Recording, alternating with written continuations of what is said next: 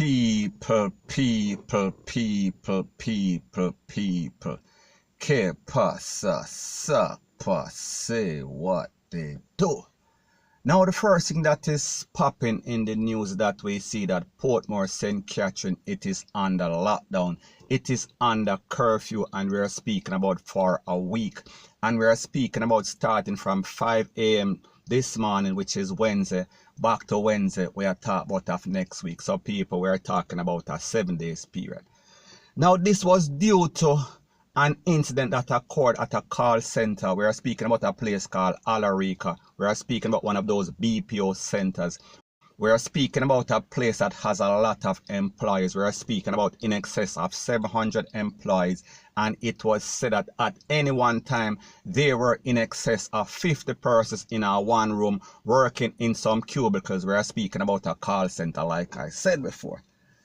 Now, last week, Friday, there was one positive. We are talking about Big C. And then fast forward Monday, there was a next one. And then people, we are speaking about it yesterday. We are speaking about at least 31 other persons. And based on information, it is said that at least 60 persons were tested. So people, out of that 60 person, we are talking about 31, and there are others pending. So people, that means that it can get worse. And what makes the situation bad, like I said before, and this is the third video that I am doing on this topic. However, it is very bad, so therefore I feel like I have to basically talk about it once again, one more again. So what is so bad about this situation is that all of this could have been avoided. All of this could have been avoided if the government of Jamaica, Ministry of Health, we're speaking specifically, had basically implemented a plan or policy which said that everybody, every business that is not an essential worker, lockdown. I am speaking about a lockdown of every sort of business, with the exception of we are talking about the popo, we are talking about the fire station, we are talking about the place of recovery. Places like those that are essential places. So anyway, it seems like they locked down everything. Them locked down the school, them locked down the church, them locked down everything, them locked down everybody, and basically nobody was immune. Nobody could basically open any sort of business or any sort of services, retail, lele, blah, blah, blah. However, it seems like there was a set of companies that are not considered or don't fall under the criteria of essential workers. However, they were allowed to continue business as usual. And people, like I said before, whenever the inspectors from the Ministry of Health would drop by, they would basically usher people out of the room. And when the inspector them leave, them basically put them back in a little cubicle, working in close proximity.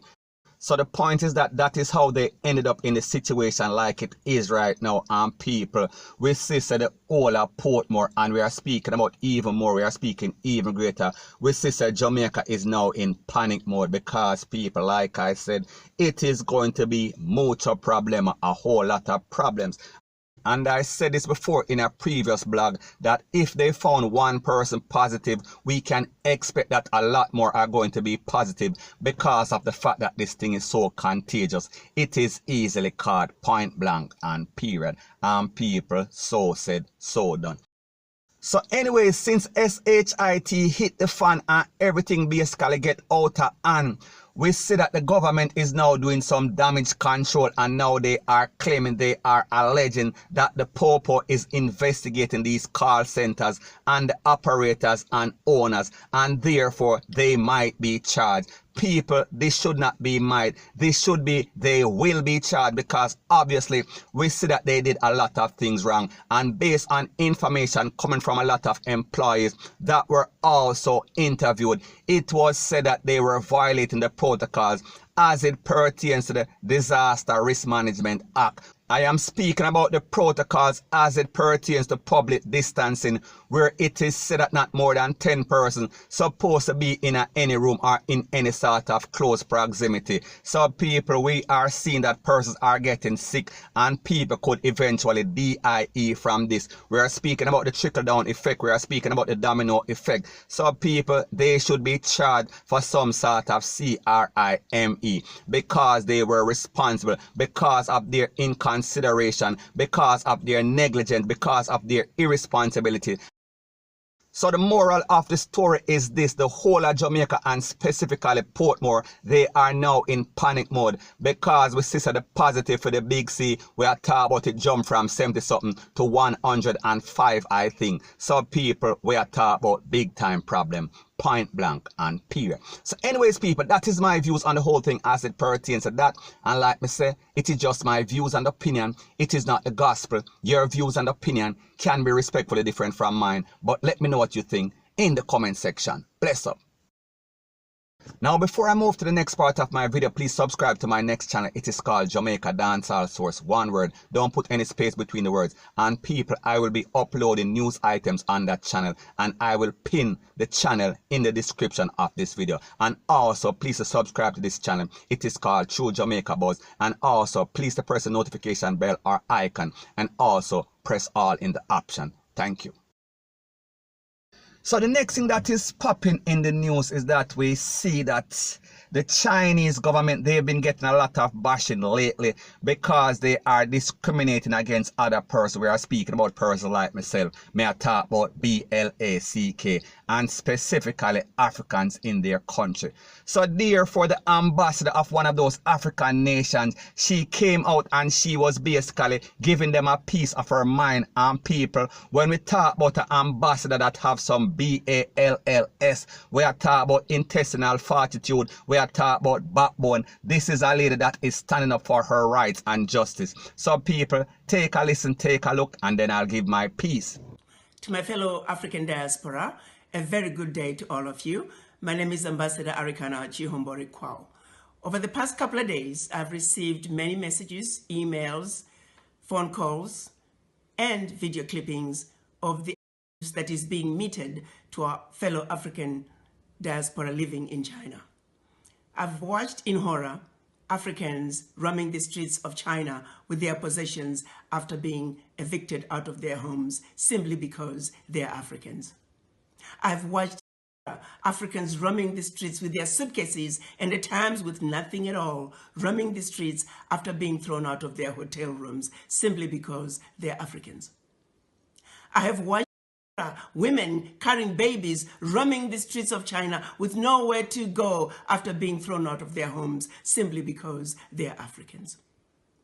I've heard many stories of Africans who are married to Chinese being separated from their husbands or wives simply because they were Africans. I've heard stories about Africans being forced to take tests simply because they're Africans. In many cases, these individuals did not meet criteria for testing, or they had been quarantined for the specified time period as mandated by the anti-pandemic laws of China. Not once have I heard any complaints of any African disobeying the anti-pandemic laws of China. Why is it then that Africans are being singled out and mistreated? This situation is not acceptable. It is wrong, and it will not be tolerated. To President Xi, I say, while you have enjoyed good relationships with all the African leaders, it is precisely because of that that you should do the right thing. You are sitting in the big boy's chair, and we are asking you to make the big boy decisions. We are counting on you to make sure that the Africans that are roaming the streets and have been evicted from their homes be allowed to go back home.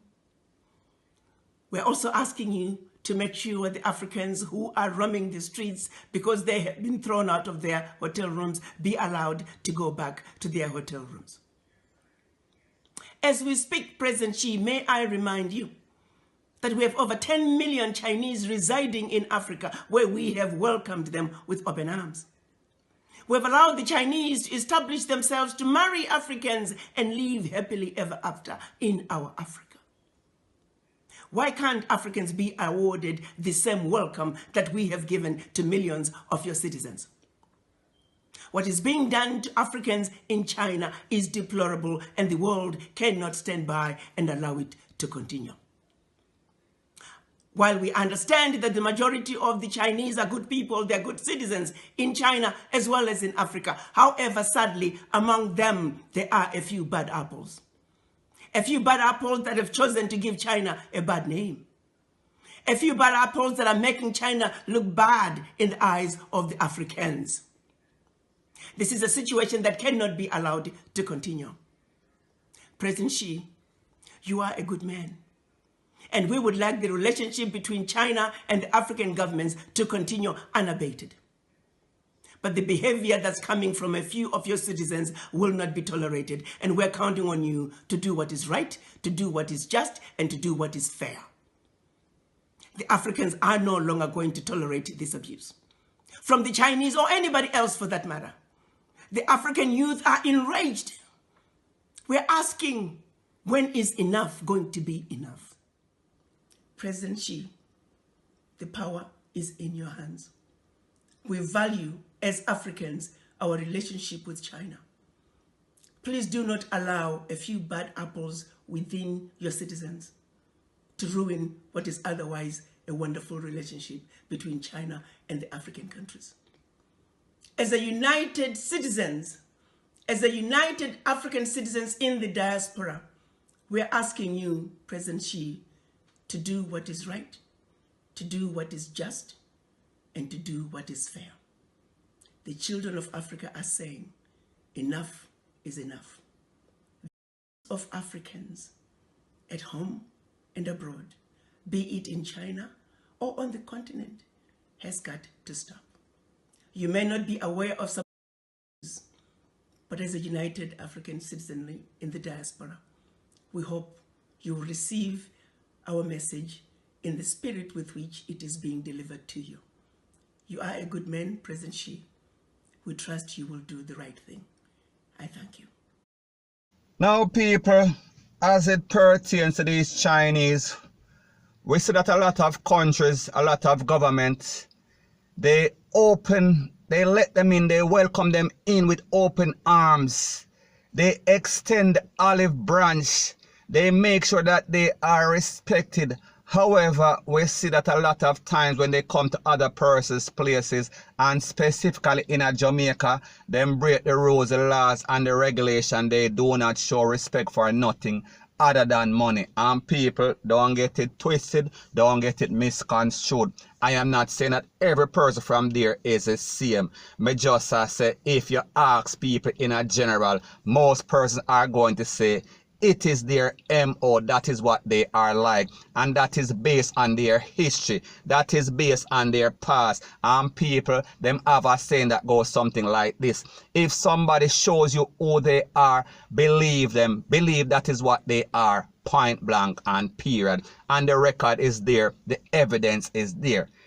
So people, make this be a very clear message to the government of Jamaica. May I talk about Andrew Holness, or whether it was the JLP or the PNP, the same thing. You have to know who you are dealing with. You have to know when people are here to exploit you or take advantage of the situation. And you have to know when people genuinely respect you, or is it all about money? People, let me know what you think in the comment section.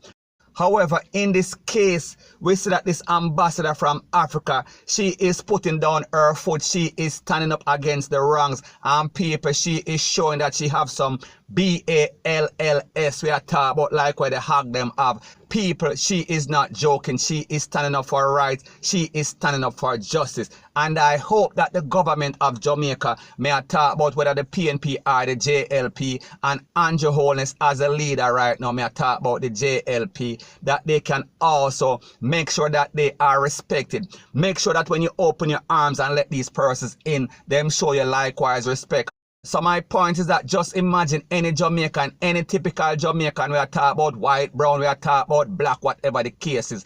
Just imagine a Jamaican going over China and doing the same thing what they do in Jamaica, in China. People, what would happen? They would never see the light of day. They would have never see street again, point blank and period. So people, the moral of the story is this: respect or respect you. Show people the same kind of thing where them show you. It is respect for respect, point blank and period. So anyways, people, that is my views on the whole thing as it pertains to that. And like me say, it is just my views and opinion. It is not the gospel. Your views and opinion can be respectfully different from mine. But let me know what you think in the comment section. Bless up.